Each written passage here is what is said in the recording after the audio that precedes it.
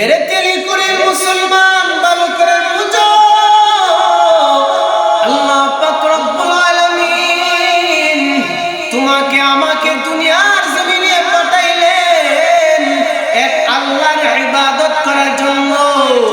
এরে তেলি করে মুসলমান, এর মুরব্বিগণ, মেরে যুবক ভাইরা ভালো করে বুঝো, আল্লাহ পাক রব্বুল আলামিন আপনাকে পাঠাইলেন, আমাকে আল্লাহ তাআলা দুনিয়ার জমিনে পাঠাইলেন এক আল্লাহর ইবাদত করার জন্য, এক আল্লাহর ইলা মানার জন্য, এক আল্লাহর হুকুম মানার জন্য আল্লাহ তাআলা আমাদেরকে দুনিয়ার জমিনে পাঠাইলেন।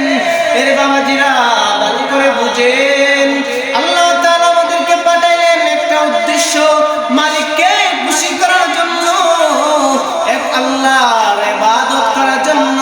আল্লাহ তাআলা কুরআনুল কারীমের মধ্যে বলেন, আল্লাহ তাআলা মানুষ কেন সৃষ্টি করলেন, এটা আল্লাহ তাআলা কুরআনুল কারীমের মধ্যে বলেন। আল্লাহ তাআলা বলেন, ওয়া মা খালাকতুল জিন্না ওয়াল ইনসা ইল্লা লিয়াবুদুন। আল্লাহ তাআলা জিন ও মানুষকে পাঠাইলেন এক আল্লাহ তাআলার ইবাদত করার জন্য।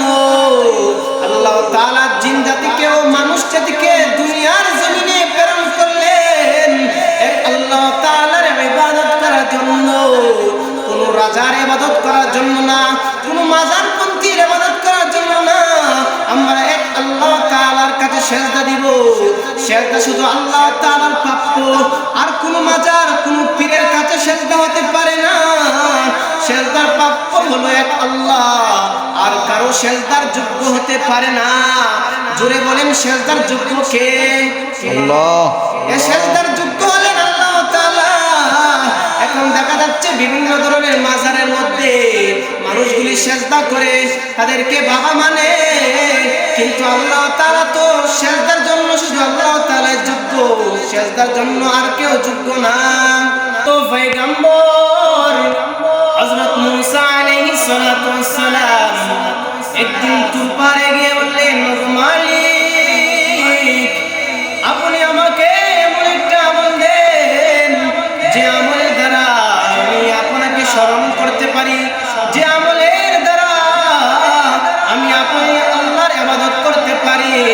পয়গম্বর মুসা আল্লাহ পাক রব্বুল আলামিনকে বললেন, ওগো মালিক আপনি আমাকে এমন একটা আমল দেন যে আমলের দ্বারা আমি আপনাকে ডাকতে পারি।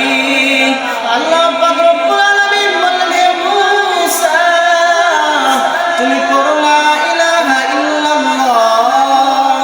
পয়গম্বর মুসা বললেন, ওগো আল্লাহ লা ইলাহা ইল্লাল্লাহ তো সকলেই পড়ে, আমি আপনার কাছে এমন একটা আমল চাই যা শুধু আমাকে দান করা হয়। এরপর আল্লাহ তাআলা বললেন, ওগো মুসা